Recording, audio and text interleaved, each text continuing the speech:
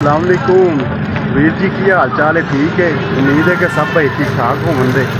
मैं तुहाडा भाई मुजफ्फर जफरुल्ला भट्टी, तुसीं देख रहे हो कुबैब भट्टी ब्लॉग यूट्यूब चैनल।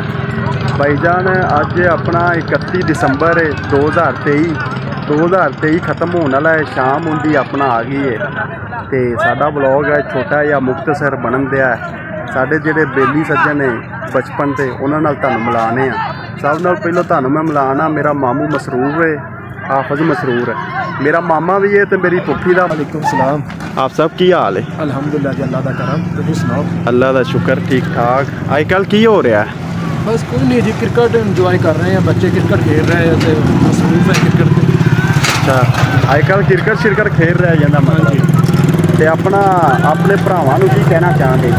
भरावां ने यही किया है जी, मेहनत करो, केड़ा भी काम कर रहा है जी, मेहनत करोगे तो ज़्यादा कामयाब है। अच्छा, इन्हां दी मेहनत तो मैनूं याद आया, एक इन्हां दा किस्सा मैनूं याद आया। मैं ना छोटे हुंदे असीं दरस च पढ़ने होंदे सा, ते दरस च ना मतलब कि छड्डना चाहने से नहीं सी जांदे दरस च। ते घरों ना अबू वालद साहब कह रहे थे कि तुसीं जाना है, मैं कहा नहीं असीं नहीं जाना हैगा दरस च। ते अपना हाफिज मसरूर साहब आए, तो इन्हों ने जो मैं इन्हों वेख्या ना, मैं क्या ठीक है, मैं चला जाना दरस च। मैं क्या चलो ये भी नाल जा रहे हैं, उत्थे गपशप लगे करे इन्हों के नाल। तो इन्हों के नाल असीं गए चले गुज्जर कलोनी लाहौर दे विच असीं जाने होंदे स दरस च पढ़न। ये जनाब भरी उत्थे गए ने, तो जाके उत्थे सानूं छड्डिया एक रात उत्थे रहे ने। दूजे पता लगा दिने असीं जो उठे हैं ना, रात नूं पता लगा कि हाफिज मसरूर साहब गायब होए पे। तो आप जा रहे हैं और सब तबीयत ठीक है? अल्हम्दुलिल्लाह जी, अल्लाह दा करम। इस वजह तो उदों गए गए स, बच्चे उदों जा नहीं सी रहे। हाँ, तो मैं चलो इन्ने बहाने नाल बच्चे चले जाते, उत्थे रात रवांगे, इन्हां नूं छड्ड के आप आ जागे। ਇਹਦਾ मतलब है तुसीं सानूं छड्डन गए सी? हाँ जी, तुहानूं असीं छड्डन गए हैं, तुहानूं इत्थे वसाया हैगा असीं ना।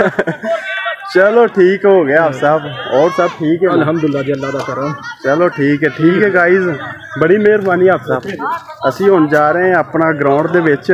ਇਹ ग्राउंड अपना वेखो, बच्चे खेडन दे ने, शाम हो गई है। यह चुक डंडा खेडन दे ने भाई, ते यह सामने क्रिकेट हो रही है।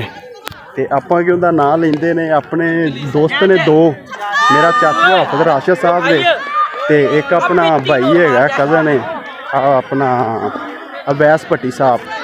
तो उन्होंने दे कोल चलने, उन्होंने पुछने क्रिकेट नहीं खेडन दे, इत्थे करन की दे ने।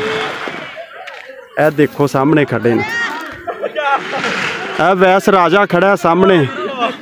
वैस राजा एडी मसरूफियत दे विचों इन्ने गाहक छड्ड के दुकान तो क्रिकेट खेल रहे हैं, स्पोर्ट खेल रहे हैं माशाल्लाह। फिट अपनी फिटनेस नूं ना बेकरार रखना चाहते हैं जी। वैसा की हाल है? जी जनाब, ठीक ठाक। ते अपना दुकान बंद की थी? जी सर।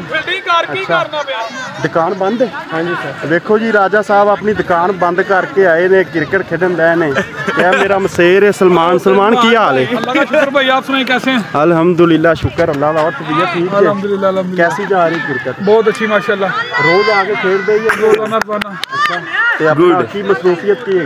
मसरूफियत फिलहाल वेले क्रिकेट खेल रहे हैं, पाकिस्तान टीम की सालाना। इंशाअल्लाह अल्लाह पाक तुहानूं कामयाब